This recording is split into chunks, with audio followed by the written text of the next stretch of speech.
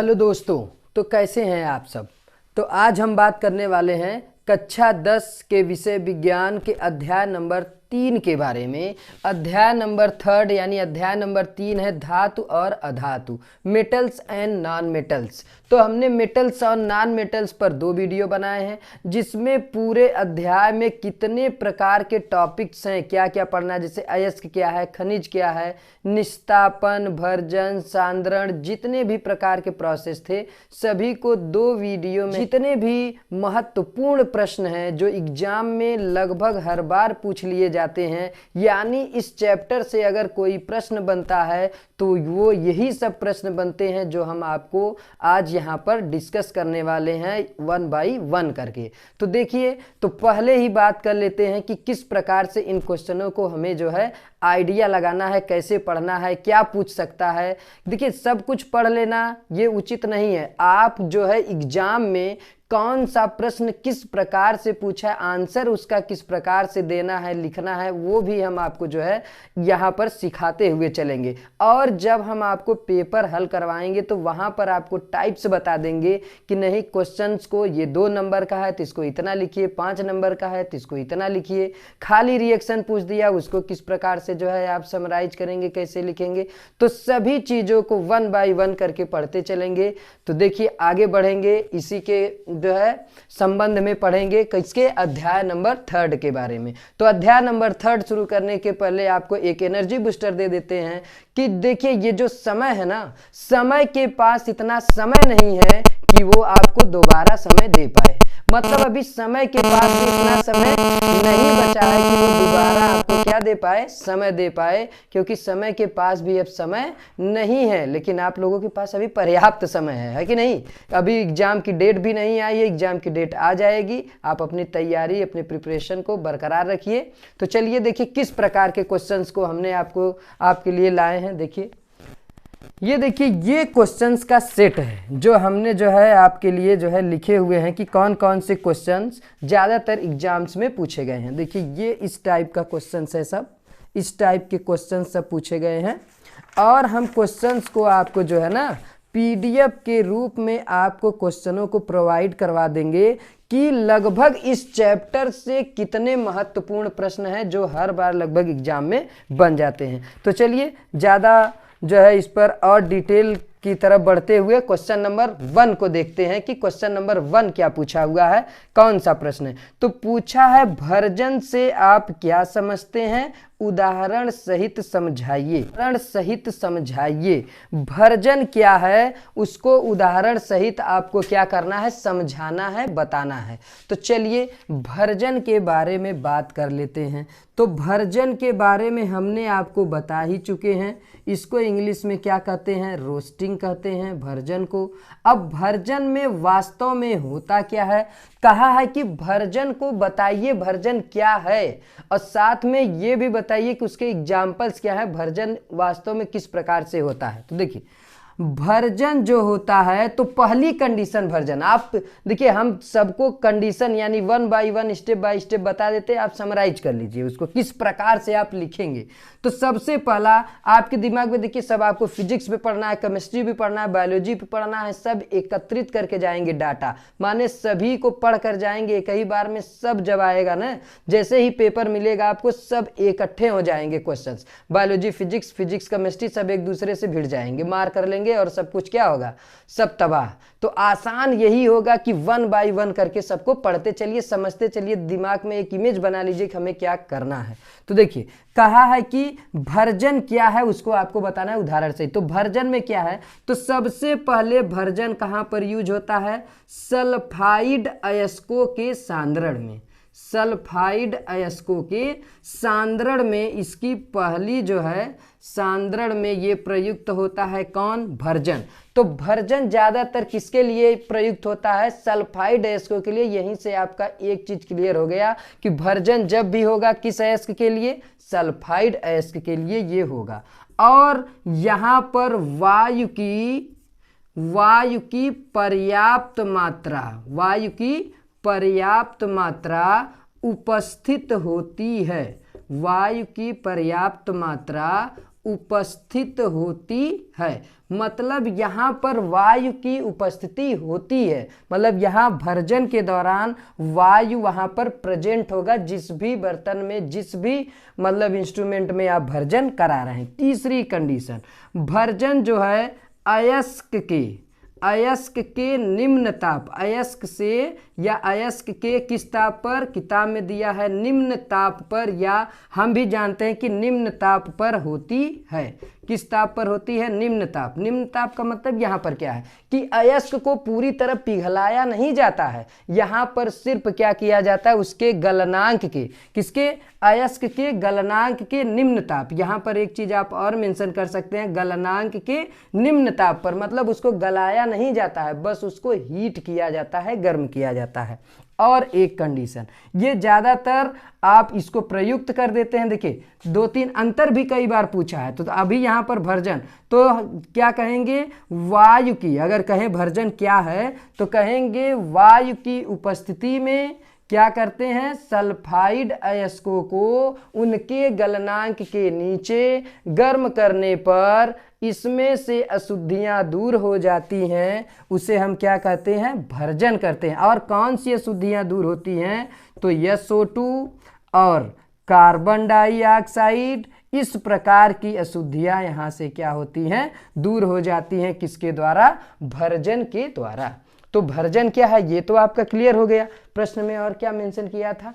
उदाहरण सहित समझाइए। किसके सहित? उदाहरण सहित समझाइए। तो देखिए उदाहरण आप क्या दे देंगे? कौन सा अयस्क है भर्जन के लिए? तो भर्जन ने आपने पहले ही लिख दिया कि क्या भर्जन क्या है? भर्जन एक प्रकार की प्रक्रिया है जो वायु की पर्याप्त मात्रा में सल्फाइड अयस्कों को उसके गलनांक के नीचे गर्म करने पर जो है होता है। यहाँ पर सल्फाइड अयस्क किस में चेंज हो जाता है? ऑक्साइड में चेंज हो जाता है। और आप यहाँ पर SO2 और अन्य प्रकार की अशुद्धियाँ कहाँ निकल जाती हैं? बाहर निकल जाती हैं। तो चलिए देखिए यहाँ पर कोई सल्फाइड अयस्क का ले लेते हैं। मान लीजिए हम उदाहरण ले रहे हैं। उदाहरण आ गया आपका जो है कापर ग्लांस का। किसका? Copper glance. कापर ग्लांस ना, कापर ग्लांस ये जो है कापर का एक अयस्क है Cu2S। अब इसी को क्या करिए, इसका क्या करना है? हमें भर्जन करना है। तो Cu2S किसकी उपस्थिति में? वायु की उपस्थिति में। इसको क्या करना है? हीट कर देना है इसके गलनांक के नीचे। तो ये क्या बना लेता है? जो सल्फाइड अयस्क हो जाता है वो ऑक्साइड अयस्क Cu2O में क्या होता है? चेंज हो जाता है। साथ में SO2 गैस कहाँ निकल जाती है? बाहर। तो अभी देखिए इसको संतुलित अगर करना चाहें तो ये तो अभी संतुलित है नहीं, ऑक्सीजन इधर है इतना, तो इसको कर दीजिए 2। कापर हो गया 2, तो यहाँ 2 से गुणा कर दीजिए, 2 दूना 4। ऑक्सीजन हो गया 2, यहाँ पर ऑक्सीजन है इतना। सल्फर भी हो गया 2, तो यहाँ सल्फर को करेंगे दुगना, तो यहाँ पर 2 दूना 4। ऑक्सीजन हो गया 4 2 6, और ये कितना हो गया? ये इतना। तो 3 का यहाँ क्या कर दे? गुणा। 3 दूना 6। कापर 4, ऑक्सीजन यहाँ से 2 2 2 4, 4 2 6, सल्फर 2। तो ये हो गया, देखिए ये सल्फाइड अयस्क चेंज हो गया किसमें? ऑक्साइड में। किसमें चेंज हो गया? ऑक्साइड में। तो भर्जन में क्या है कि भर्जन में जब हम किसी पदार्थ को वायु की पर्याप्त मात्रा में क्या करते हैं? उसके गलनांक के निम्न ताप पर हीट करते हैं, तो जो सल्फाइड अयस्क होता है वो ऑक्साइड अयस्क में क्या होता है? चेंज हो जाता है। तो ये हो गया भर्जन, और ये हो गया उसका उदाहरण कापर ग्लांस। एक लिख दीजिए, आपका हो गया कंप्लीट। रिएक्शन बहुत सारे हैं, बहुत सारे आपके सल्फाइड अयस्क हैं, HGS है, PBS है, और बहुत सारे PBS गैलेना लेड का अयस्क है ना, और ZNS जिंक ब्लेड है, बहुत सारे हैं। लेकिन आपको कोई एक एग्जाम्पल इजी वे में एग्जाम्पल है, आप इस एग्जाम्पल को आसानी से क्या करेंगे? लिख लेंगे और समझ लेंगे। चलिए क्वेश्चन नंबर 2 की ओर बढ़ते हैं। क्वेश्चन नंबर 2 की ओर बढ़ते हैं। क्वेश्चन नंबर 2 हमें क्या दिया हुआ है? क्वेश्चन नंबर सेकेंड दिया हुआ है, धातु पर मोर्चा लगने को समझाइए। 2 नंबर का है, धातु पर मोर्चा लगने को क्या करिए, समझाइए। या फिर कह दे कि धातुओं का संक्षारण क्या है, या धातुओं के संक्षारण से आप कैसे बचेंगे, इस टाइप के प्रश्न आते हैं। धातु पर मोर्चा क्यों लगता है, कैसे लगता है, बचने के उपाय बताइए, इस टाइप के आपको प्रश्न मिलेंगे। तो यहाँ पर हमें क्या प्रश्न है कि धातु पर मोर्चा लगने को समझाइए। तो देखिए, धातु पर मोर्चा लगना, पर मोर्चा लगना, धातु पर मोर्चा लगना, मोर्चा माने वही मूर्छा ना, कि देखते हैं जब भी हम नई साइकिल्स को, नई चीज़ों को, नए मेटल्स को यानी नए धातुओं को लाकर रखते हैं, अगर वो देखिए जो भी धातुएं हैं, ऐसे इसका स्टैंडर्ड डिफिनीशन बनाए। स्टैंडर्ड डिफिनीशन मतलब जो किताबों में है, जो हमें लिखना है, तो उसके बारे में अगर बात करें तो कहेंगे कि जब धातुएं नम, वायु, अम्ल या फिर जल के संपर्क में आने पर उनके ऊपरी परत का संक्षारण होने लगता है, मतलब क्षरण होने लगता है, वो वहां से खत्म होने लगती है, क्षरण हो जाता है, खत्म हो जाती हैं, उन्हें क्या कहते हैं, उसी को कहते हैं धातुओं का संक्षारण या फिर धातुओं पर मोर्चा का लगना। तो धातुओं पर मोर्चा कब लगता है, जब धातुएं नम, वायु या फिर जल या फिर अम्ल या क्षार के संपर्क में आती हैं, तो उनके ऊपरी परत का क्या होने लगता है, क्षरण होने लगता है, खत्म होने लगता है, नष्ट होने लगता है। इसे क्या कह देते हैं, संक्षारण कह देते हैं। जैसे देखिए, जैसे आप लोगों ने देखा होगा लोहे पर भूरे रंग की परत का चढ़ना चढ़ना, भूरे रंग के परत की चढ़ना, या फिर आप कह दीजिए चांदी पर काले रंग का चढ़ने का मतलब वहां चढ़ना नहीं है, सोने चांदी पर, लोहे पर चढ़ नहीं जाना है। रंग का चढ़ने का मतलब ऐसा रंग हो जाता है, लोहा कैसा हो जाता है, भूरे रंग का, और चांदी कैसा हो जाता है, काले रंग का, और अन्य कापर हो जाता है हरे रंग का। तो अलग अलग मेटल अलग अलग प्रकार का क्या करता है, संक्षारण शो करता है। तो यहाँ पर जब लोहे को देखिए, जब लोहा आयरन किसके संपर्क में, H2O के संपर्क में आता है, तो ये क्या बना लेता है, Fe2O3 और XH2O बना लेता है, XH2O बना लेता है, और यहाँ पर उपस्थिति किसकी रहती है, ऑक्सीजन की।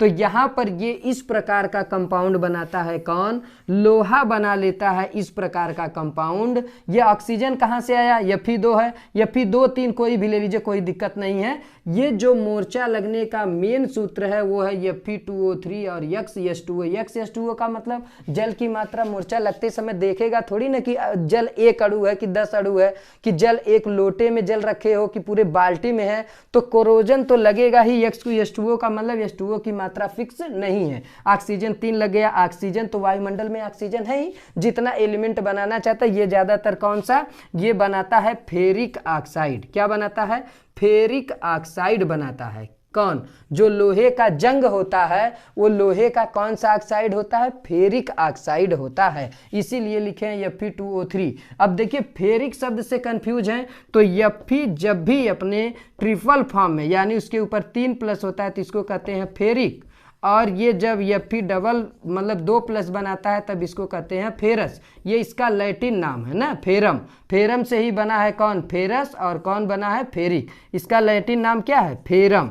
और फेरम से ही ये बनाता है कौन, फेरिक और फेरस। फेरस कब बनाता है, जब 2+, फेरस कब बनाता है ये, जब 2+ होता है Fe पर, और Fe पर जब 3+ होता है तो क्या बनाता है, फेरिक बनाता है। ये इस प्रकार का कंपाउंड। तो ये हो गया आपका जंग का लगना। अब देखिए अलग अलग मेटलों पर अलग अलग प्रकार की प्रक्रिया का जो है लगता है। तो 2 नंबर का प्रश्न है, तो आप सीधे सीधे संक्षारण को बता देंगे कि संक्षारण क्या है, उसके बारे में लिख देंगे, और फिर 1-2 एग्जाम्पल लिखकर उसका एक रिएक्शन दिखा देंगे। हो गया 2 नंबर का काम। आपको बहुत डिटेल यहाँ पर लिखने की जरूरत नहीं है। अगले क्वेश्चन की तरफ बढ़ेंगे। कहा है धातु एवं अधातु में अंतर स्पष्ट कीजिए। धातु और अधातु में अंतर स्पष्ट करना है आपको कि धातु क्या है, अधातु क्या है। पूरे डिटेल्स में हमने आपको पढ़ाया अपने इसके जो है प्रीवियस लेक्चर में, इसके पहले वाले लेक्चर में। फिर भी हम यहाँ पर आपको क्वेश्चन लिखना बता देते कैसे आप लिखोगे, राइट डाउन कैसे करेंगे आप। तो देखिए आपसे पूछा है कि धातु और अधातु में क्या लिखिए, अंतर लिखिए। धातु और अधातु में क्या लिख देना है, आपको अंतर लिख देना है। क्या है अगला प्रश्न, क्या है क्वेश्चन नंबर 3 कि धातु और अधातु में हमें क्या लिखना है, अंतर लिखना है। वो भी कितने नंबर का है, 2 नंबर का। तो जब प्रश्न 2 नंबर का है तो 3 4 आपको जो है कम से कम, चलो एक अंतर पर कितना नंबर दे देंगे एग्जामिनर, कम से कम 2 आधा नंबर देकर तो जाएंगे। 2 नंबर है ना, 4 ठो अंतर लिख दो, हो गया आपका काम। तो चलिए, तो पहला यहाँ पर ऐसे कॉलम बना लेते हैं आप लोग ना, ऐसे ही लिखते हैं आप। और ऐसे ही हम लिखने के लिए भी बच्चों को कहते हैं कि एक तरफ धातु बना दो और एक तरफ क्या बना दो, अधातु। बीच में ऐसे कॉलम दे दीजिए और लिखना स्टार्ट कर दीजिए। धातु क्या है, तो कहते हैं कि धातु, सबसे पहले कि धातु है क्या, तो धातु वे पदार्थ हैं जो इलेक्ट्रॉन क्या करते हैं, ग्रहण करते हैं। तो सीधे सीधे धातु वे पदार्थ हैं, वे पदार्थ हैं जो इलेक्ट्रॉन ग्रहण नहीं करते हैं। सॉरी इसके लिए बहुत जो है सॉरी, दिल से सॉरी एकदम, हाँ ये गलत बोल दिए हम, कि धातु वे पदार्थ हैं जो इलेक्ट्रॉन ग्रहण नहीं करते सरकार, वो इलेक्ट्रॉन देते हैं। इलेक्ट्रॉन क्या करते हैं, देते हैं। फॉर एग्जाम्पल Na, इसको देखेंगे हमेशा Na प्लस बनाता है, मतलब इलेक्ट्रॉन देता है। तो सोडियम एक क्या है, धातु है। तो धातुओं की पहली क्वालिटी है कि वो इलेक्ट्रॉन देते हैं, हो गया। ये क्या करता है, इलेक्ट्रॉन ग्रहण करते हैं। सीधे सीधे इलेक्ट्रॉन क्या करते हैं, ग्रहण करते हैं। ग्रहण करते हैं, कौन ग्रहण करते हैं, तो कहेंगे कि कौन ग्रहण करते हैं, अधातु। उतना तो लिख ही लेंगे ना कि अधातु इलेक्ट्रॉन ग्रहण करते हैं। जैसे अगर आप देखें Cl इलेक्ट्रॉन लेकर कैसा बना लेता है, Cl-। चलिए दूसरा चलते हैं। दूसरा क्या कह सकते हैं, धातुओं में आघात वर्धनीयता होती है, या ऐसे कर लीजिए ना, धातुएं विद्युत और उष्मा के सुचालक होते हैं। सीधे सीधे ये सिंपल है, याद भी रहेगा कि धातु कॉपर का तार होता है, उसमें से करंट जाता है, यानी विद्युत का कैसा है, चालक है। एक तरफ रॉड को पकड़ते दूसरी तरफ हीट होता है तो वो भी जलने लगता है, मतलब उष्मा का भी चालक है। तो दूसरा ऐसे लिख लीजिए कि धातुएं विद्युत, किसकी, विद्युत और उष्मा, विद्युत और किसके, उष्मा के सुचालक होते हैं, सुंदर चालक होते हैं। सुंदर माने बहुत अच्छे, यानी ये धातु क्या हैं, विद्युत और उष्मा के अच्छे क्या होते हैं, सुचालक होते हैं। तो इसमें सेम आपको थोड़ा सा परिवर्तन कर देना है। अधातु में विद्युत और उष्मा के, विद्युत और किसके, विद्युत और उष्मा के कुचालक होते हैं। कुचालक माने इसमें से विद्युत और उष्मा का चालन नहीं होता है, कुचालक होते हैं। इसे हम क्या कर देते हैं, अधातु कर देते हैं। अब धातुओं की तीसरा, 1 नंबर हो गया, आगे बढ़ते हैं। 2 नंबर का प्रश्न है ना, तो 1 ही नंबर अभी मिलेगा, काट दिया जाएगा नंबर, 4 ठो कम से कम लिखिए। तो आगे बढ़ेंगे तो लिखेंगे कि धातुएं आघात वर्धनीय, धातुएं कैसी, आघात वर्धनीय, वर्धनीय ना, वर्धनीय ये ना है, वर्धनीय होती हैं। धातुएं कैसी होती हैं, आघात वर्धनीय। आघात वर्धनीय का मतलब पीटेंगे ना, वो टूटेगा नहीं बल्कि फैल जाएगा। तो और ये आघात वर्धनीय, ये तीसरा था, ये दूसरा, ये क्या है, आघात वर्धनीय,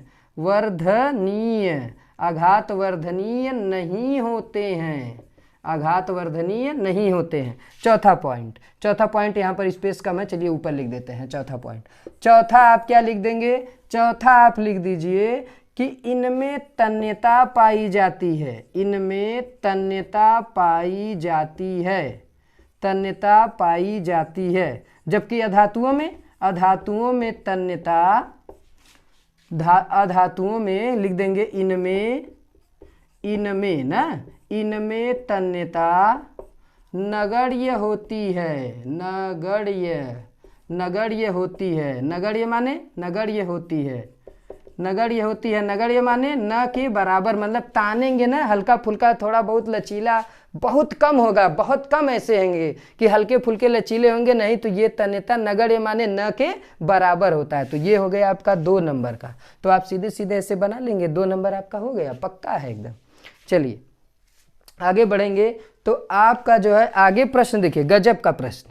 फिर आपसे प्रश्न वही पूछा है, धातु से ही संबंधित। आघात वर्ध्यता तथा तन्यता को समझाते हुए लिखिए कि ये किस प्रकार के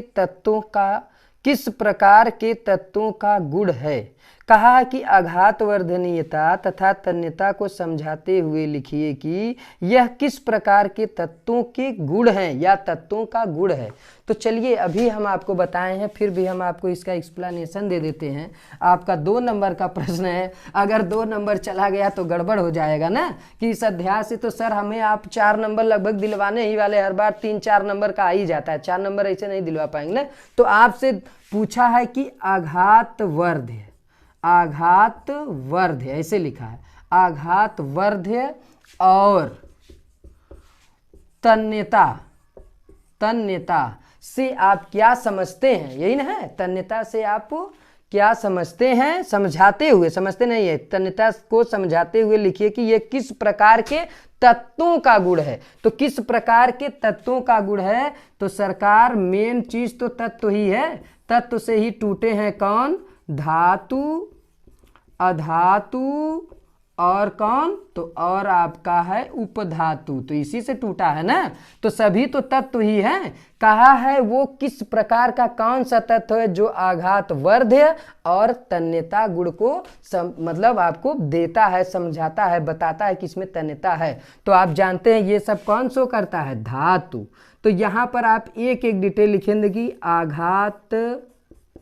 आघात वर्ध्य क्या है। आघात वर्ध्य क्या है, तो कहेंगे जब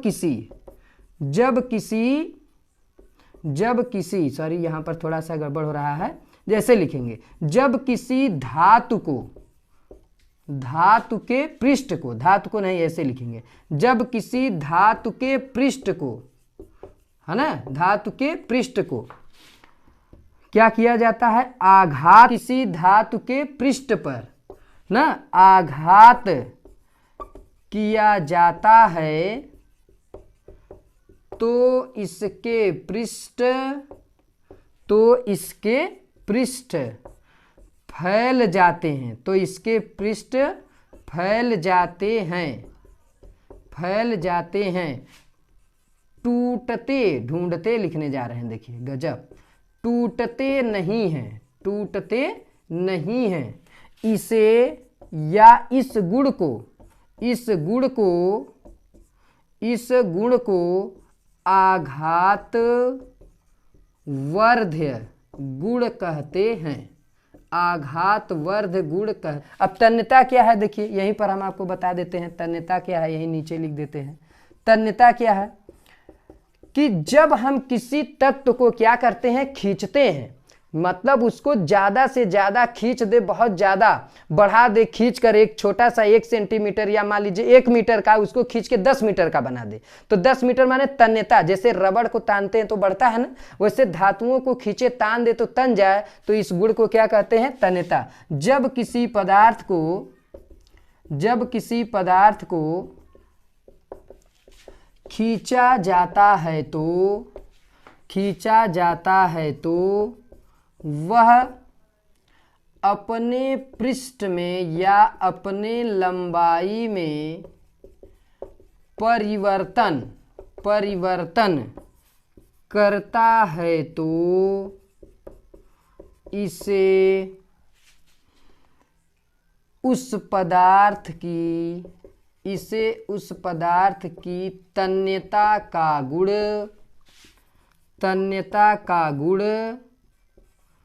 कहते हैं। तन्यता का गुण कहते हैं, मतलब किसी भी पदार्थ को, तत्व हो चाहे जो भी हो, वैसे तत्व ही है। तत्व या पदार्थ किसी भी धातु को, पदार्थों में किसको, धातु को जब खींचते हैं तो वो तन जाती है, उसे ही क्या कौन सा गुण कह देते हैं, तन्यता। जैसे सिल्वर को, या फिर सिल्वर नहीं गोल्ड को, सिल्वर को भी Ag गोल्ड और आयरन, और आप लोगों ने एल्युमिनियम का तार देखा होगा, कापर का तार देखा होगा। कापर के तार को पकड़ लीजिए, खींचिए, थोड़ा बहुत तनता है तो तन जाते हैं। तो इसके तनने की, एक्सपेंड करने की, इनकी लंबाई को बढ़ने घटने यानी परिवर्तित होने के ही गुण को क्या कहते हैं? तन्यता। और जब किसी पदार्थ के पृष्ठ पर आघात करते हैं, पीटते हैं तेजी से, तो उसका पृष्ठ टूटता नहीं बल्कि फैल जाता है। इस गुण को कहते हैं आघात वर्धनीयता या आघात वर्ध। तो क्लियर है? आप प्रश्न आते हैं, अभी 3-4 प्रश्न, 4 लगभग क्वेश्चंस को हल किए हैं और आपको बता दिए कैसे आपको लिखना है, किस प्रकार से इसको सब कुछ समझना है। तो चलिए को बता पाएंगे कल वाले लेक्चर में कि किस प्रकार से इसमें और भी क्वेश्चंस ऐड हुए हैं और भी क्वेश्चंस आते हैं। धन्यवाद।